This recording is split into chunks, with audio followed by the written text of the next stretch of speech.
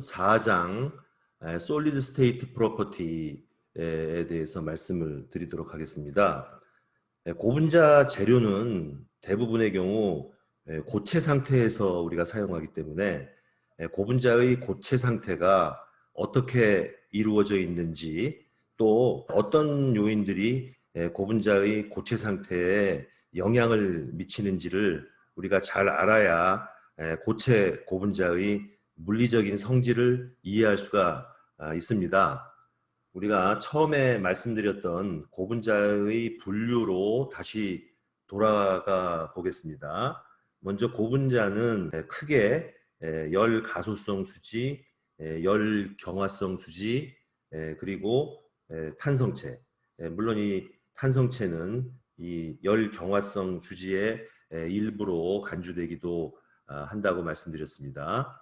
그런데 이 세 가지 부류 중에서 가장 많이 사용되는 것이 바로 이 열 가소성 수지 서머플라스틱스입니다.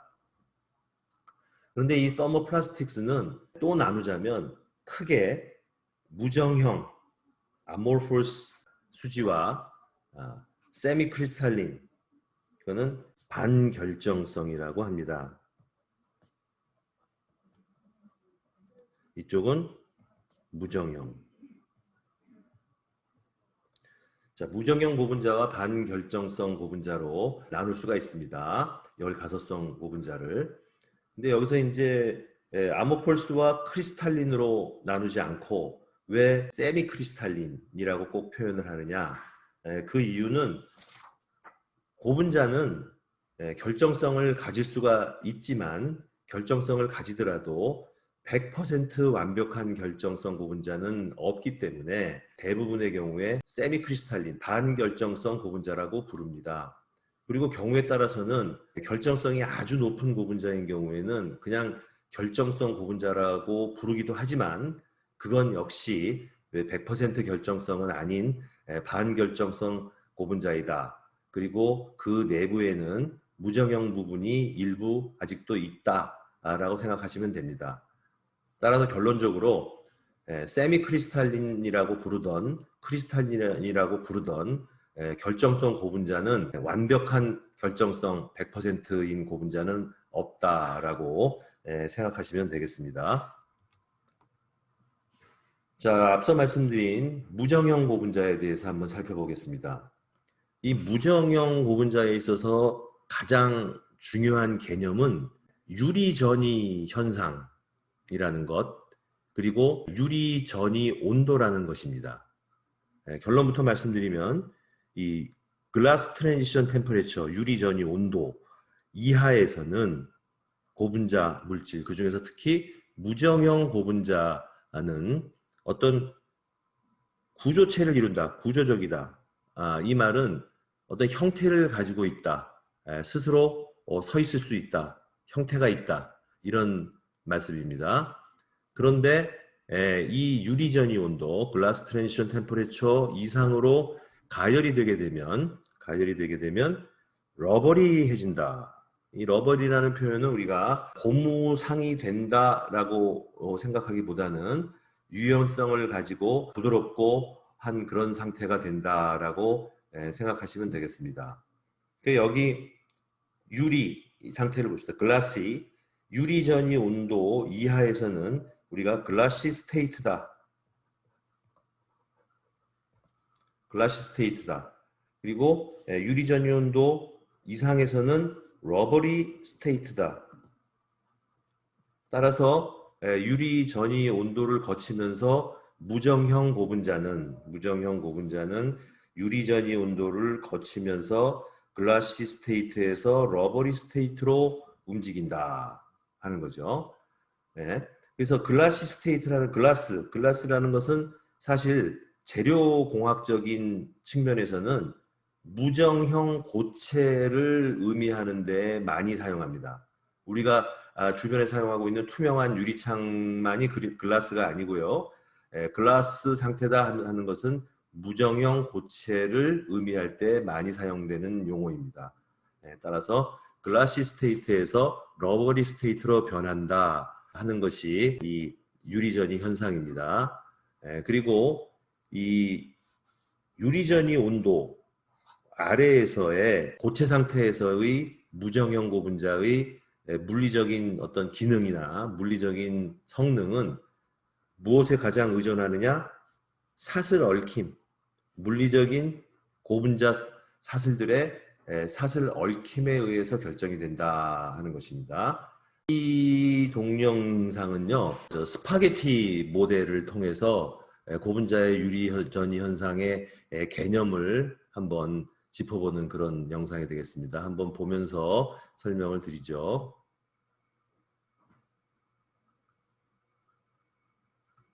이 그림에서 왼쪽 상태는 무정형 고분자가 유리전이 온도보다 더 높은 온도에 있는 경우를 얘기하고 있고요. 오른쪽은 유리전이 온도 이하에 있는 무정형 고분자의 상태를 비교하고 있는 것입니다. 국수 면발들 하나하나가 우리가 고분자라고 생각을 하게 되면은 이 고분자들 사이에 존재하는 이 인터몰레큘라 분자 간의 힘이 존재하죠.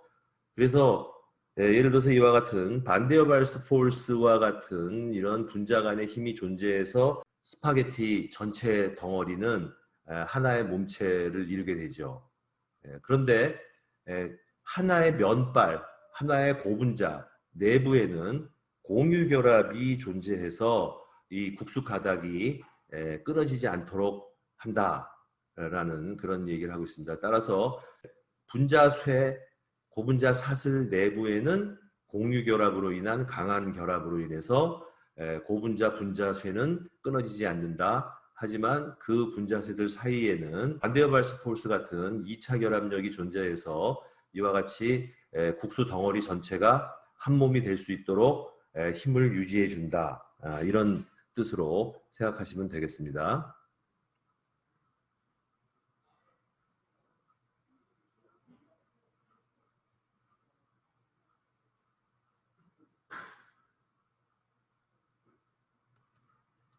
오른쪽 그림을 보시면은 유리전 이온도 이하에서는 반데어발스 포스가 강하게 작용을 해서 이 국수 덩어리가 마치 고체 비슷하도록 단단하게 뭉쳐져 있습니다.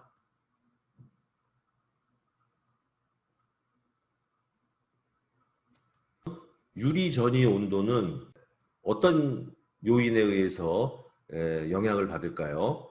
네, 첫 번째, 이 폴리머 분자쇠에 폴라한 그룹, 극성 그룹들이 있거나 또는 수소 결합이 존재하게 될 경우에는 분자들 간의 결합력이 강해질 것입니다. 2차 결합력이. 그리고 두 번째, 고분자의 백본, 주쇠가 아주 강직한 그룹들로 이루어져 있을 경우에는 엉켜져 있는 고분자쇠들이 무정형 상태에서 사슬 얽힘이 극심한 상태에 있는 그러한 긴 고분자들이 사슬이 풀리는 것을 방해하게 되겠죠. 백본 그룹이 리지드해서 그것이 쉽게 회전이 되지 않는 경우에는 뭉쳐져 있는 고분자쇠가 풀리기도 어렵다는 것이죠. 이런 경우에는 그것을 풀기 위해서는 외부에서의 더 큰 열 에너지가 들어가야 되기 때문에 그러한 경우는 유리전이 온도를 높이는 요인이 되겠죠. 그 앞서 말씀드린 분자 간의 2차 결합이 강한 경우, 폴라 그룹 또는 수소 결합이 있는 경우도 역시 분자 간의 결합이 크기 때문에 분자를 움직이게 하려 그러면 역시 더 높은 온도로 올려야 된다. 따라서 유리전이 온도가 올라간다 하는 말씀이고요. 그리고 마지막 세 번째는 고분자의 길이가 긴 측쇠, 브랜치가 많이 붙어 있거나 선형 고분자라도 그 분자량이 아주 높으면은 결국은 분자의 사슬 얽힘이 심해지고 사슬 얽힘이 심해지면 분자들의 움직임이 어려워지기 때문에 유리 전이 온도가 더 높아질 수 있겠다 하는 얘기를 하고 있습니다.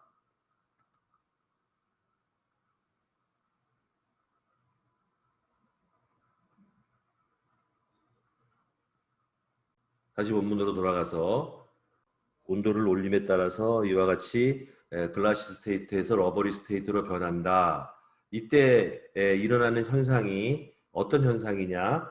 분자 간에 존재하던 반데어발스 폴스가 깨진다 하는 얘기인데, 여기서 깨진다는 뜻은 반데어발스 폴스에 의해서 분자 간에 서로 엮여 있는, 뭉쳐 있는 그런 것보다 더 큰 외부의 열 에너지가 들어가서 분자들 사이의 거리가 멀어지게 된다라는 뜻이죠.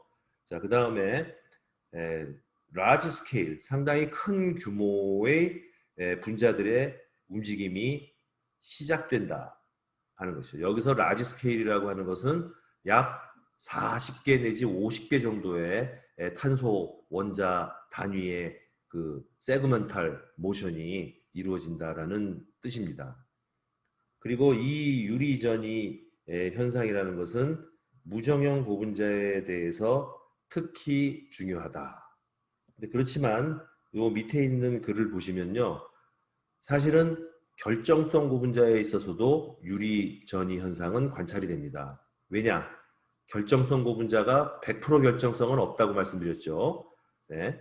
그래서 엄밀히 얘기하면 세미 크리스탈린이라고 얘기해야 되는데, 결정화도가 아주 높은 것들은 그냥 크리스탈린이라고 말을 하기도 한다고 말씀드렸죠. 그래서 크리스탈린 고분자도 일부분은 무정형 영역을 가지고 있습니다. 어떤 형태로 가지고 있는지는 나중에 다 자세히 설명을 드리겠습니다만, 따라서 그런 무정형 부분에서는 역시 유리전이 현상이 관찰이 됩니다. 그 다음에 네 번째로는 이 유리전이 온도라는 것은 우리 무정형 고분자에 있어서는 그 온도 이상으로 올라가면은 형태가 변하게 되는 온도죠. 따라서 이런 무정형 고분자로 이루어진 제품을 사용할 때 그 온도 이상이 되면 형태가 바뀌기 때문에 사용할 수 없다. 따라서 사용할 수 있는 온도의 상한을 결정하는 요소가 되기도 한다 하는 말씀이죠. 유리전이 현상과 유리전이 온도에 대해서 한 번 더 차근차근 살펴보도록 하겠습니다. 유리전이 온도라는 것은 탄소 원자 수로 약 40에서 50개 규모의 어떤 세그먼트, 부분적인 모션이 시작되는 그러한 온도다. 따라서 고분자는 글라시 스테이트, 단단한 고체 상태, 결정은 아니고 굳어진 상태를 얘기하는 거죠. 무정형으로 굳어진 상태, 그것을 우리가 글라스 상태라고 하는데, 그 상태에서 부들부들하고 유연성이 있는 러버리 스테이트로 옮아간다 하는 것입니다. 자, 그럼 분자들의 모션이 이렇게 활발히 시작이 됐으면 결과적으로 어떤 변화가 있겠느냐 하는 것이죠. 외관적으로 볼 때 물리적인 변화는 볼륨 익스펜전이, 부피가 팽창한다 하는 것입니다. 사실 모든 물건은 정도의 차이가 있지만 모든 재료는 온도가 올라가면 다 부피는 팽창하죠. 자, 그러니 고분자의 경우에는 온도가 올라갔을 때 부피가 어떻게 팽창하느냐? 자, 이와 같은 상태에 굳어져 있던 고분자가 온도가 올라가면 모션이 활발해집니다. 움직임이, 분자쇄의 움직임이 활발해집니다. 그것은 무엇을 통해서 움직임이 생긴다고 말씀드렸나요? 탄소 단일 결합. 그 싱글 결합을 중심으로 해서 회전을 한다 그랬어요. 그 회전을 하는 데 있어서는 액티베이션 에너지 이상의 에너지 공급이 필요하다고 했었죠. 자, 온도를 올려주게 되면 회전 운동에 필요한 액티베이션 에너지를 넘는 에너지가 공급이 되게 되고, 고분자의 마디마디, 그 중에서 특히 싱글 본드들이 있는 마디마디들은 각자 회전을 시작한다. 그것들이 총체적으로 모여서 고분자의 모션이 이루어지게 되는데, 그렇게 되면 어떤 결과가 벌어지느냐? 고분자의 사슬들이 차지하고 있는 부피가 커진다는 것입니다. 자, 그러면 이 과정에서 분자 자체의 부피가 커지나요? 그건 절대 아니죠. 분자 자체는 원자들이 결합으로 이루어졌는데, 그렇다면 온도가 높아진다고 원자의 반지름이 커지나요? 그렇진 않습니다. 그리고 결합의 길이가 길어지나요? 그렇지 않습니다. 따라서 고분자 사슬의 자체의 부피는 늘어나지 않아요. 그럼 늘어나는 것은 무엇이냐? 그 고분자 분자쇠가 움직임을 하는 전체 영역의 크기가 늘어나는 것이죠. 다시 말해서 고분자들이 차지하지 않던 이런 빈 영역들의 크기가 팽창하고 난 후에는 이렇게 더 크게 늘어난다는 것이죠. 그렇죠? 그래서 이러한 부분들, 고분자 분자쇠의 움직임에 의해서 만들어지는 공간, 그리고 또 이런 공간이 있으면 움직임이 더 원활해지는 이런 공간을 우리가 뭐라고 부르냐면은 프리 볼륨이라고 부릅니다. 따라서 프리 볼륨이라는 것은 현재 어떤 온도 압력 상태에서 분자 자체가 차지하는 공간을 제외한 나머지 공간은 우리가 프리 볼륨이라고 부르고요. 이 프리 볼륨은 우리는 진공 상태인 것으로 가정을 하고 있습니다. 그리고 운동에 의해서 고분자의 운동에 의해서 생기는 것이 프리 볼륨이기도 하지만 또 더 움직이기 위해서 더 세그멘탈 모션이 더 일어나기 위해서는 또 프리 볼륨이 필요하기도 하죠. 프리 볼륨이 있어야 이런 빈 공간이 있어야 주변에 분자체들이 더 회전 운동이나 이런 것을 더 하기가 쉽죠. 그렇죠? 예, 그 다음에 또 하나 유리전이 현상에 있어서 아주 중요한 개념입니다. 자, 유리전이 온도라는 것은 어떤 연력학적으로 딱 정해진 상태 함수가 아니고 어떤 근사치에 가까운 값입니다. 그것은 자, 유리전이 온도에서 얘기하는 우리 유리 상태라는 것이 연력학적인 어떤 평형 상태가 아니기 때문입니다. 자, 이게 무슨 소린가 의아해 하겠죠. 자, 예를 들면은 유럽을 여행을 하게 되면은 뭐 400년, 500년 그보다 더 이상 오래된 성당들이 있어요. 그 성당에 가보면은 여러 가지 색깔의 유리로 만들어진 예술 작품들이 있는데 특히 이제 성화 같은 것들이 많죠. 이와 같은 오른쪽에 있는 이런 것들이 작품이 있는데 우리 이런 걸 보고 스테인드 글라스라고 부르죠. 스테인드 글라스 이렇게 부르는데 오래된 이 스테인드 글라스를 분석 연구를 한 분들이 있나 봐요. 봤더니 아래쪽에 유리의 단면을 보니까 아래쪽으로 갈수록 유리의 단면이 두꺼워져 있는 상태를 발견을 했어요, 사람들이. 그래서 이 유리 상태라는 것은 어떤 고정된 상태가 아니고 평상시에 우리가 관찰하는 시간 스케일 상에서는 그 변화를 볼 수가 없지만 뭐 400년, 500년, 몇백 년, 100년이라는 긴 세월을 두고 관찰하게 되면은 이 유리 안에 들어있는 분자들이 흘러내렸구나, 움직임이 있었구나 라고밖에는 느낄 수가 없다는 것이죠. 그래서 자, 우리가 생각해 보면 얼음이라든가 아니면 다이아몬드 결정, 이런 결정들은 용융 온도라는 것이 있고 TM, 멜팅 온도라는 것이 있고 이 멜팅 온도 이하에서는 절대 부피가 뭐 조금은 차이가 있지만 멜팅이 벌어지거나 움직이거나 분자들이 움직이거나 이런 일은 없어요. 그죠? 그러나 이 무정형 고분자의 유리 상태라는 것은 이 애매하게도 평형 상태가 아니고 아주 오랜 장시간에 걸쳐서 아주 느린 속도로 변형은 이루어진다. 따라서 이 유리전이 온도라고 우리가 규정한 온도도 연력학적으로 명확히 구분이 되는 그러한 연력학적인 상태 함수가 아니고 어프렉시메이션이다 하는 것을 기억을 해두길 바랍니다. 따라서 유리전이 온도라는 것 자체도 측정하는 방법에 따라서 또는 측정하는 타임 스케일에 따라서도 다르게 측정이 될 수 있다 하는 것이죠. 유리전이 온도를 확인하기 위해서는 우리가 온도를 서서히 높여가거나 또는 서서히 낮춰가면서 부피의 변화가 언제 생기느냐 또는 뭐 다른 밀도의 변화가 언제 생기느냐 이런 것을 체크를 하게 될 텐데요. 근데 그런 과정에 있어서 온도를 얼마나 빨리 올리면서 측정을 하느냐 또는 얼마나 천천히 올리면서 측정하느냐, 아, 이런 것들이 다 최종적으로 알려지는 유리전이 온도에 영향을 미친다 하는 그런 애매한 그런 측정 방법들이 있다라고 말씀드릴 수가 있겠습니다. 그리고 또 하나는 평균 분자량에 따라서도 유리전이 온도가 바뀔 수 있다. 참, 좀 애매한 상황이죠. 폴리스타이렌의 경우에 폴리머의 평균 분자량이 약 4천인 경우에 유리전이 온도는 40도인데 평균 분자량이 약 30만으로 올라가게 되면은 유리전이 온도가 100도로 올라가게 된다. 엄청난 큰 차이죠. 예.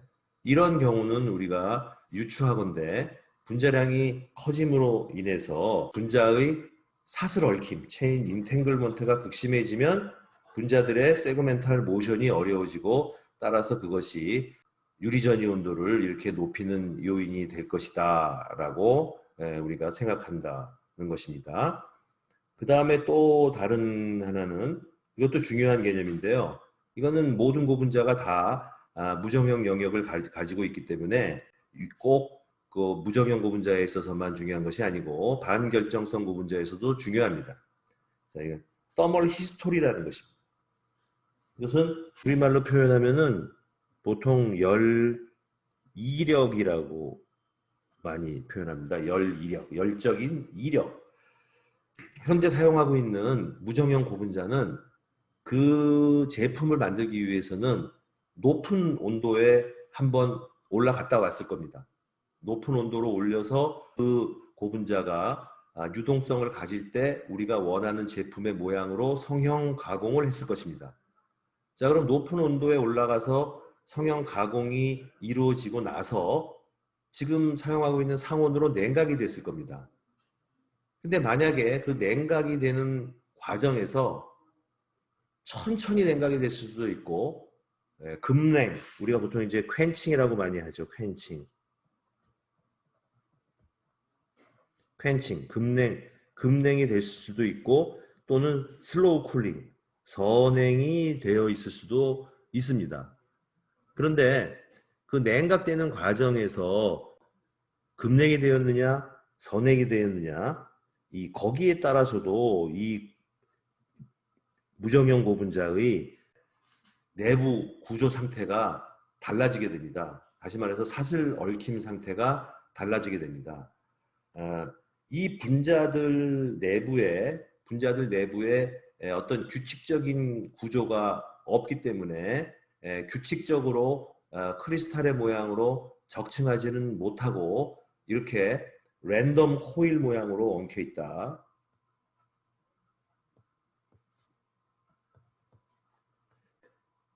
몰레큘라 인탱글먼트, 사슬 얽힘 상태를 다른 말로는 랜덤 코일이라는 표현도 합니다. 무작위로 서로 꼬여 있고 엉켜 있다 하는 뜻이죠. 이런 상태에 있던 고분자가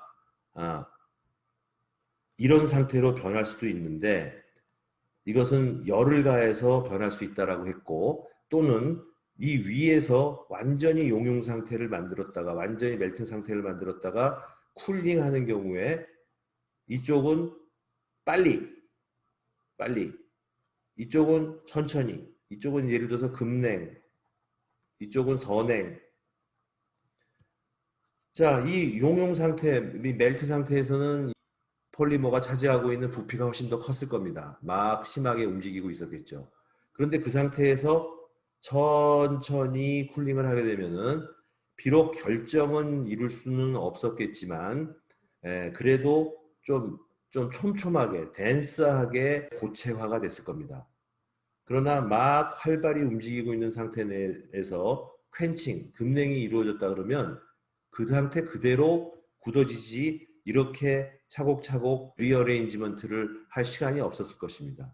따라서 이와 같이 쿨링 과정에서의 냉각의 속도에 따라서도 이 체인 인탱글먼트 상태가 바뀌게 되고 그렇게 되면 이 상태는 이 상태보다 오히려 유리전이 온도가 높아지게 되겠죠. 왜냐? 프리볼륨이 작은 상태이고 프리볼륨이 작으면 움직이기가 힘들기 때문에 온도를 더 높여야 움직인다. 따라서 유리전이 온도가 높아진다. 그리고 이쪽인 경우에는 급냉된 경우에는 비교적 현재 프리볼륨이 많은 상태에서 쉽게 움직일 수 있다. 따라서 상대적으로 유리전이 온도가 낮다. 근데 또 이런 경우도 또 오랜 기간 동안, 여기서는 보통 이제 우리가 에이징이라고 표현하는데, 오랜 기간 동안 있었다 하면은 또 경우에 따라서는 움직임이 생겨서 이것들이 차곡차곡 덴스하게 뭉쳐져 있을 수도 있습니다. 그랬다 그러면 그런 경우는 에이징에 따라서도 유리전이 온도가 바뀔 수 있다라는 것을 의미하죠. 그 다음에 아까 말씀드린 바와 같이 히팅의 속도, 측정하기 위한 히팅의 속도, 그 다음에 이 재료가 현재 상태로 성형되는 과정에서의 쿨링의 속도, 그 다음에 현재 상태가 얼마나 오래 지났느냐 등등의 것을 다 우리가 열 이력, 터멀 히스토리라고 하고요. 이런 것들에 의해서 유리전이 온도는 영향을 받습니다. 다시 한번 강조하는 것은, 자, 유리전이 온도라는 것은 아모폴스 부분, 무정형 영역의 성질이다. 따라서 반결정성 고분자도 무정형 영역이 있으므로 유리전이 온도를 갖는다 하는 것이죠. 그리고 중요한 사실은 결정성 고분자의 경우에 있어서 유리전이 현상이 이루어지고 있는 동안에도 그 온도는 결정의 용융 온도보다는 낮은 상태에 있기 때문에 결정 영역은 계속해서 결정상으로 존재한다 하는 것입니다. 유리전이 온도에 영향을 주는 요인들에 대해서 하나씩 살펴보도록 하겠습니다. 우선 전반적인 경향을 한번 보겠습니다. 자, 유리전이 온도의 값은 고분자 사슬의 유동성, 운동성에 의해서 결정이 된다. 자, 고분자 사슬이 유동성이 없으면 없을수록 유리전이 온도는 높아진다 하는 것입니다. 자, 특히 고분자의 모션은 기본이 뭐라 그랬습니까? 탄소 단일 결합을 중심으로 한 회전이다라고 했어요.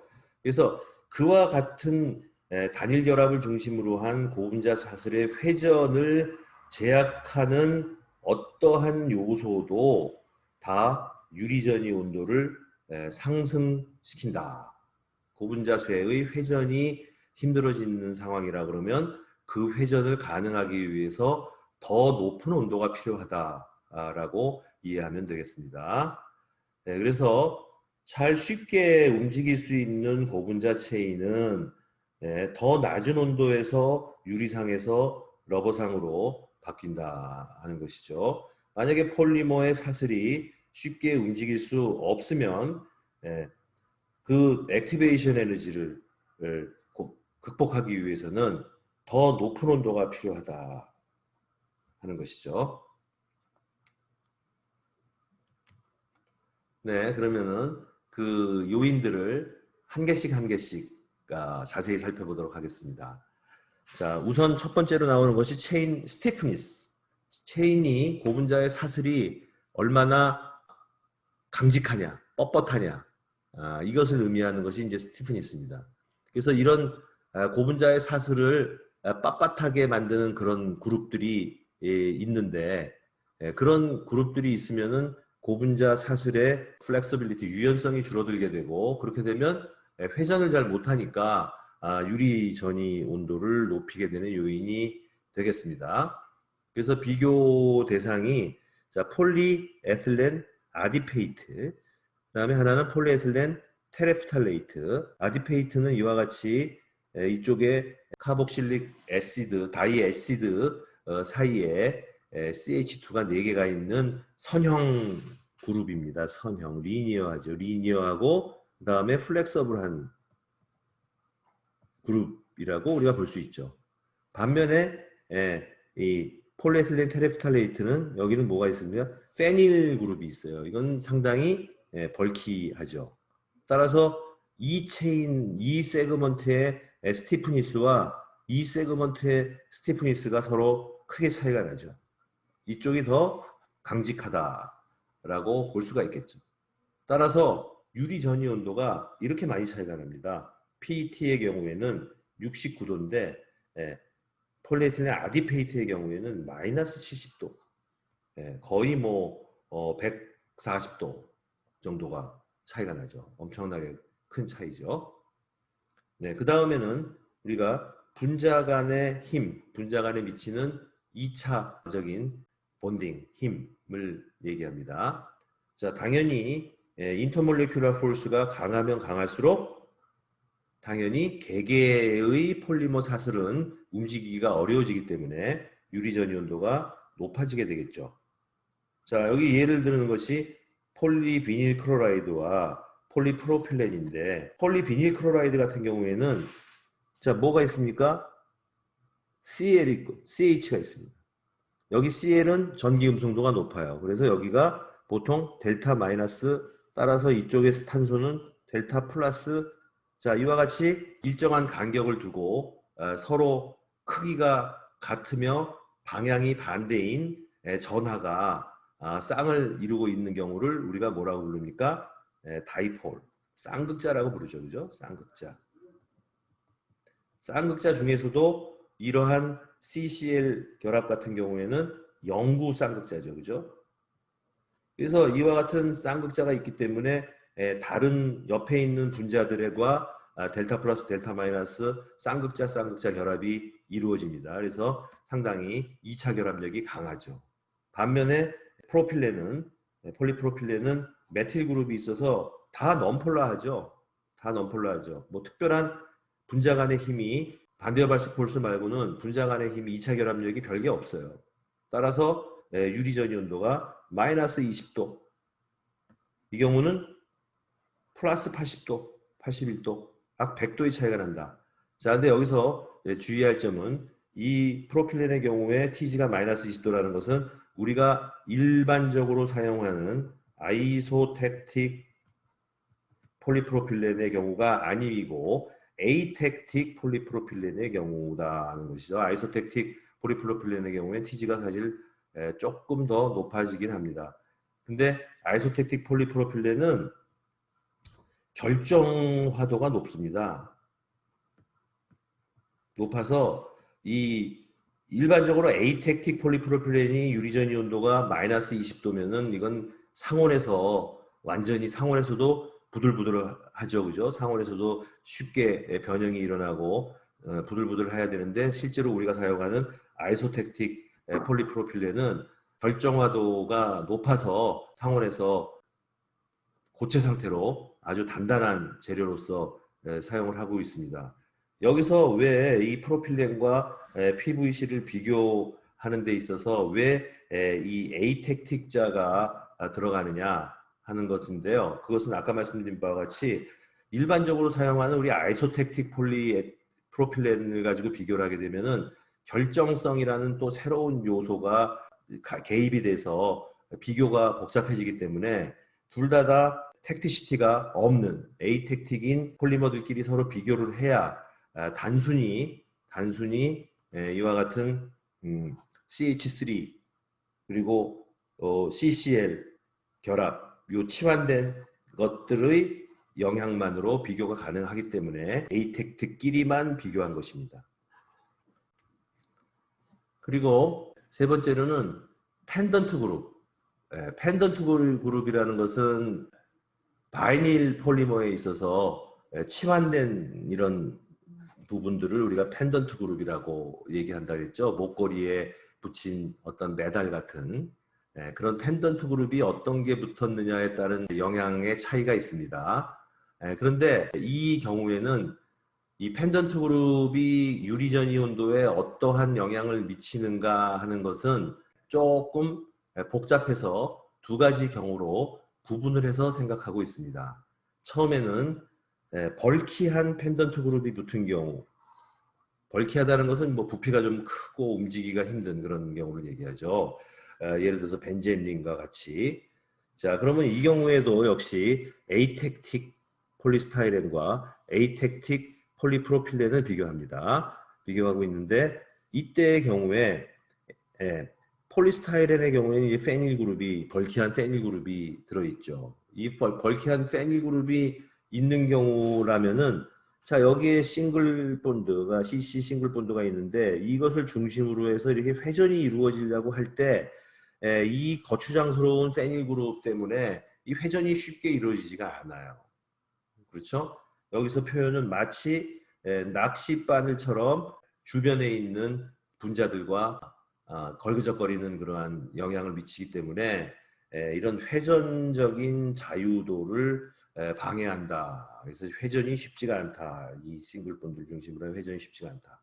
그러나 반면에 상대적으로 이 메틸 그룹 같은 경우에는 이 회전을 이 축을 기준으로 회전을 할 때 있어서 뭐 큰 걸림돌이 되지는 않는다. 따라서 에이텍틱 폴리프로필렌과 에이텍틱 폴리스타이렌의 유리전이 온도가 약 120도 정도 차이가 난다.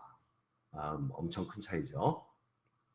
자, 그 다음에 두 번째 경우는 같은 펜던트 그룹이라도 이 펜던트 그룹이 플렉서블한 펜던트 그룹이 붙어 있는 경우에 유리전이 온도에 미치는 영향은 양상이 다르다. 어떻게 양상이 일어나느냐? 예를 들어서 지방족 체인들과 같이 이렇게 긴 리니어한 선형적인 이러한 구조를 가진 체인들은 그룹들은 좀 플렉서블하죠. 유연성이 좀 있죠. 이런 경우에는 어떻게 작용하느냐? 자, 예를 들어서 폴리메틸 메타크릴레이트의 이 펜던트 그룹과 폴리뷰틸 메타크릴레이트의 요 펜던트 그룹의 영향을 우리가 비교해 보자 하는 것입니다. 자, 이쪽이 길어요, 그죠? 1번의 경우와 마찬가지로 생각하게 된다 그러면 어떤 생각을 할 수가 있겠어요? 자, 만약에 요 탄소 단일 결합을 중심으로 이게 회전이 돼야 되는데 이 긴 게 회전이 되려 그러면은 더 힘들지 않냐? 그래서 이 긴 게 들어가게 되면은 이 회전이 어려워지니까 오히려 유리전 연도가 높아져야 되지 않느냐? 한데 그렇지 않다는 것입니다. 오히려 이 긴 펜던트 그룹이 사실은 이렇게 차곡차곡 이렇게 되어 있는 것이 아니고 이런 가지에서 이렇게 해서 흔들리고 있어요. 이렇게 흔들리고 있어요. 흔들리고 있고 하다면 옆에 있는 다른 분자들과 서로 상호작용을 하죠. 그러니까 다른 분자들과 가까워지기가 힘들죠. 이게 이렇게 흔들리고 있으니까 서로 가까워지기가 힘들다. 그래서 사실은 프리볼륨이 많이 생깁니다. 서로 가까워지기가 힘들기 때문에 프리볼륨이 많이 생기고 그렇다 그러면은 비록 좀 더 긴 분자가 붙어 있지만 프리볼륨을 많이 만들게 하기 때문에 오히려 유리전 연도가 더 낮다. 더 쉽게 회전이 가능하다. 그래서 이와 같이 펜던트 그룹의 영향은 붙어 있는 펜던트 그룹이 벌키하냐 또는 플렉서블하냐에 따라서 바뀝니다. 그래서 두 가지 경우의 차이점을 여러분이 정확히 이해하고 구별하는 것이 중요합니다. 자, 그 다음은 크로스링킹에 의한 영향입니다. 크로스링킹이라는 것은 이 그림에 나온 바와 같이 이와 같이 엮여져 있죠. 분자들이 하나로. 자, 이렇게 엮이게 되면은 자, 이런 크로스링크 포인트들이 있어서 이 사이에 있는 이 고분자들이 움직임이 제약이 많이 되죠. 그죠? 양쪽에 팔다리가 다 묶여져 있는 상태에서 회전을 하다 보면 불가능하죠. 따라서 이와 같은 크로스링킹이 되어 있는 경우에는 유리전이 온도가 높아질 수밖에 없게 된다. 그죠? 자, 그 다음에 플라스티사이저라고 하는 중요한 고분자의 첨가제가 있습니다. 플라스티사이저는 우리말로 가소제라고 표현합니다. 가소제.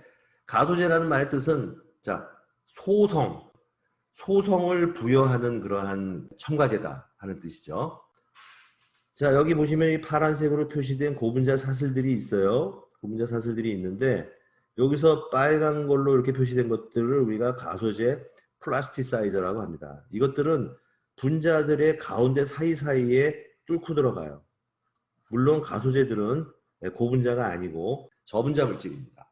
이렇게 분자들 사이사이에 침투를 해서 분자들 사이사이에 있는 2차 결합력을 약화시키죠. 그렇죠? 그리고 분자들 사이에 거리를 멀게 떨어뜨리죠. 그죠? 그래서 결국은 고분자의 유연성을 높여준다. 이게 당연히 유리전 이온도를 낮춰주는 게 되겠죠. 그 사용 목적은 워커빌리티, 어떤 성형 가공에 필요한 작업성을 높여주는 데도 사용 용도가 있고요. 그 다음에 이제 두 번째는 더 큰 것은 용도 자체가 달라지게 됩니다. 왜냐? 분자 간 인터몰레큘러 폴스가 약해지고 따라서 TG가 낮아지기 때문에 이 TG가 심한 경우에는 상온 이하로 낮아진다.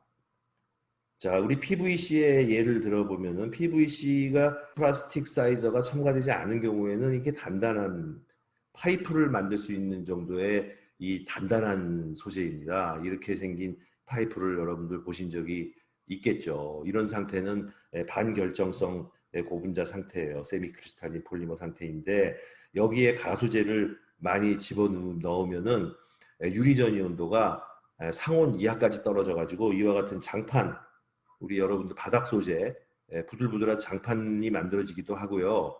그 다음에 심지어는 이걸 보고 우리가 뭐라 그래요? 레자라고들 많이 표시하는데 이게 사실은 가죽의 영어 단어 가죽, 레더죠. 레더. 이 레더를 일본어로 표시하게 되면은 레자라고 표시한다고 합니다. 근데 희한하게도 레자라고 표시하게 되면은 그 가죽은 천연 가죽이 아니고 보통 인조 가죽을 의미하게 됩니다. 그래서 이 인조 가죽이 여러 많은 제품들이 있죠. 소파에도 사용이 되고 여러분들 편하게 들고 다니는 가방 같은 것도 만들고. 하지만 전체적으로는 다 PVC다. 물론 이 인조 가죽은 폴리유레세인 계열의 인조 가죽이 더 고급 제품으로 있습니다. 하지만 여러분들이 참 쉽게 구별하기는 어려울 겁니다. 이 PVC를 가지고 이렇게 단단한 제품서부터 이렇게 인조 가죽까지 만들 수 있게 해주는 것이 바로 이 플라스티사이저인데 이 플라스티사이저의 작용으로 인해서 유리전 이온도가 상온 이하로 떨어지기 때문이다 하는 것이죠. 그래서 가소제가 들어가 있는 경우에 폴리머의 무정형 베이스, 무정형 영역들은 보통 일반적인 온도에서도 부들부들한 러버리 상태가 되고 이것들은 또 그 재료 제품의 브리틀리스, 깨지기 쉬운 그런 성질을 줄여줄 수도 있다. 안 깨지게 해준다 하는 거죠. 브리틀리스는 우리말로는 취성 또는 이제 취약성이라고 그러는데요. 잘 깨질 수 있다는 거죠. 이제 그런 취성을 경감시켜준다. 다시 말해서 좀 브리틀하지 않고 터프하게 바꿔준다. 터프하는 것은 강인하게 바꿔준다 하는 얘기가 되겠습니다. 폴리머의 물리적인 구조를 우리가 다시 한번 정리하고 요약을 해보도록 하겠습니다.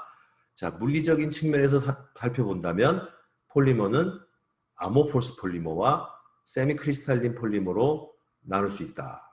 자, 아모포스라는 것은 자, 몰프라는 것은 형태를 얘기합니다. 그 다음에 A는 없다는 거니까 아모포스라는 것은 형태가 없다. 다시 말해서 무정형이다 라는 뜻이 되겠고요. 따라서 스파게티 덩어리 내부에 있는 이 국수 가락들이 어떤 특정한 질서가 없는 것처럼 어떤 규칙적인 내부 구조가 없는 상태다 하는 것이죠. 그리고 그 안에서 분자들의 배열은 무작위적으로 트위스트, 꼬여 있고 또는 킹크, 꺾여 있고 또는 코일드, 말려 있다 하는 것입니다. 그리고 반면에 세미크리스탈린 폴리머가 있는데 세미크리스탈린 폴리머의 내부에는 어느 정도의 내부적인 구조가 있다. 어떤 질서 있는 내부 구조가 있다 하는 거죠. 레귤러 패킹. 이렇게 막 엉킨 상태로 굳는 것이 아니고 어떤 질서 있게 적층된 이런 상태로 굳으면 이것은 ordered fashion으로 어레인지가 되어 있다라고 할 수 있죠. 질서 있는 방법, 질서 있는 모양 형태로 배열이 된다. 분자들이 이러한 질서 있는 배열을 한 부분들이 있다.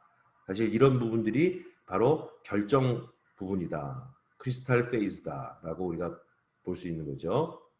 그래서 세미 크리스탈린 폴리머들은 이러한 질서 있는 적층의 양이 뭐 폴리머에 따라서 변한다. 이런 부분들의 양을 우리가 다른 말로 뭐라고 표현하냐? 크리스탈리니티, 결정화도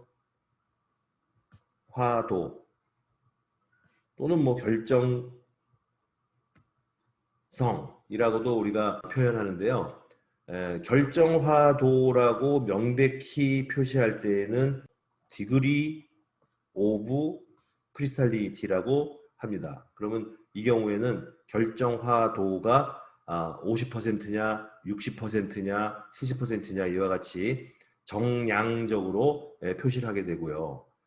그렇지 않고 이 고분자가 결정을 형성하느냐 형성하지 않느냐, 다시 말해서 결정성이 있느냐 없느냐를 정성적으로 표시할 때에는 그냥 크리스탈리티라고도 얘기를 합니다.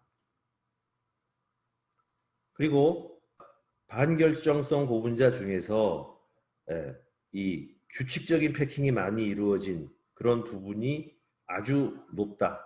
다시 말해서 결정 페이즈의 양이 아주 높다. 그런 경우에는 비록 100% 결정성 고분자는 아니더라도 크리스탈린 폴리머라고 불러준다 하는 것입니다. 그렇지만 크리스탈린 폴리머라고 우리가 부르더라도 기본적으로 내부적으로는 무정형 영역을 갖고 있다라고 생각해야 된다. 따라서 어떤 폴리머도 100% 폴리머, 100% 크리스탈린인 폴리머는 없다 하는 겁니다. 자, 여기서 우리가 또 새로운 용어가 나오는데요. 폴리머의 모폴로지다 하는 거죠.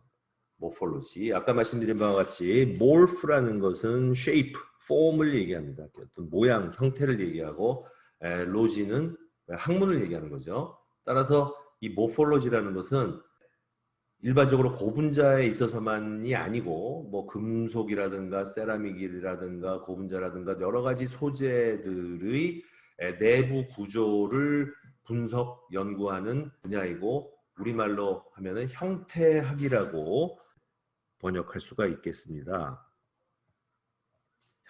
그래서 모폴로지를 연구하시는 분들은 보통 이제 단면 구조를 많이 살펴보고 그 단면 구조의 어떤 모양과 그 안에 들어있는 분자 원자들의 배열 같은 것들을 살펴보게 되겠죠. 모폴로지적인 개념에서 우리가 보면은 폴리머는 크게 세 가지로 분류가 할 수가 있는데 첫 번째로는 이와 같이 랜덤 코일의 형태로 표시하는 무정형 고분자, 이 속에는 우리가 내추럴 러버, 폴리카보네이트, ABS, 폴리스타이렌 등이 들어있고요. 그 다음에 우리가 반결정성 고분자, 분명히 이런 부분들을 보면 질서 있게 적층된 폴리머들이 패킹되어 있는 부분들이 있죠. 이 부분들이 이제 결정이고 그렇지 않은 부분들이 무정형. 그래서 결정 부분과 무정형 부분이 섞여 있는 고분자를 우리가 반결정성 고분자, 세마이 크리스탈리 폴리머라고 하고요.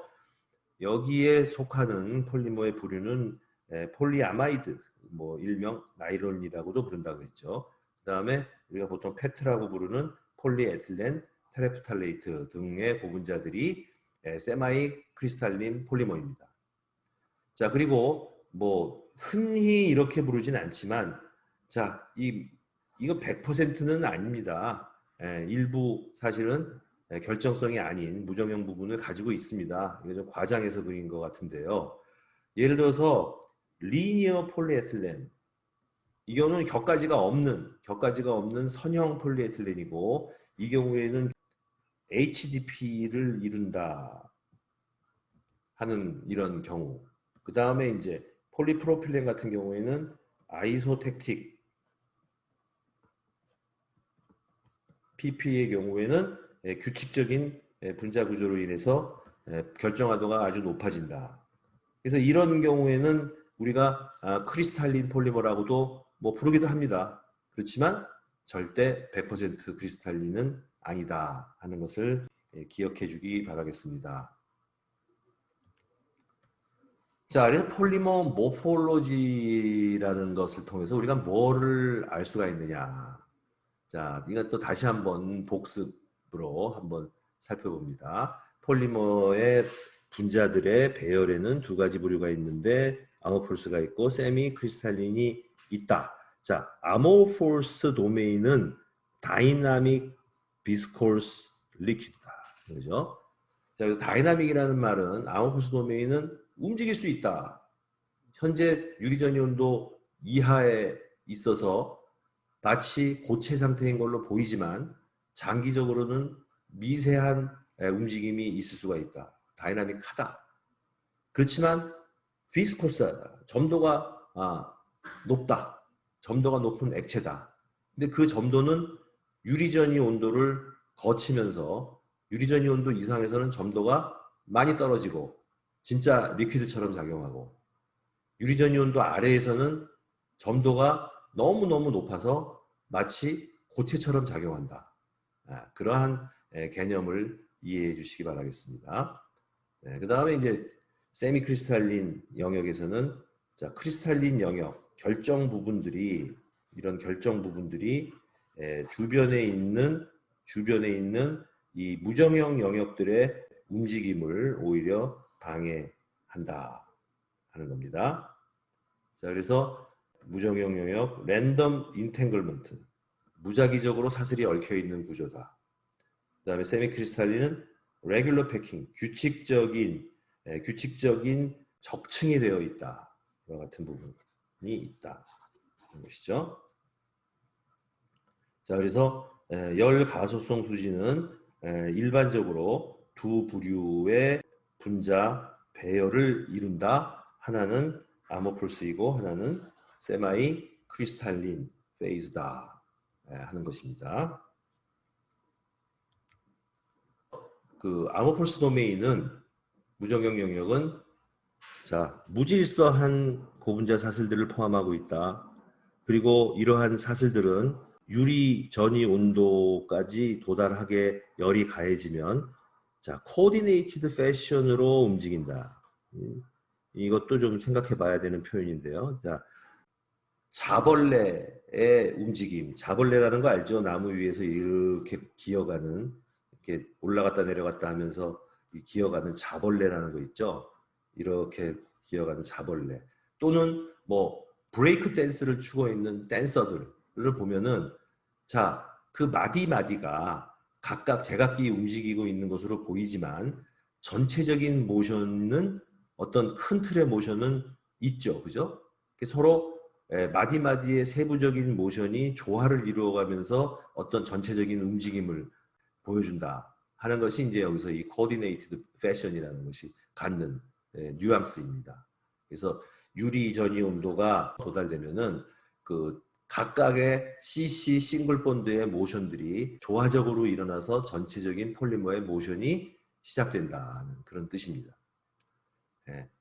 만약에 고분자가 TG 이하에 있을 때에는 자, 열 에너지가 충분치 못해서 뭐에 충분치 못합니까?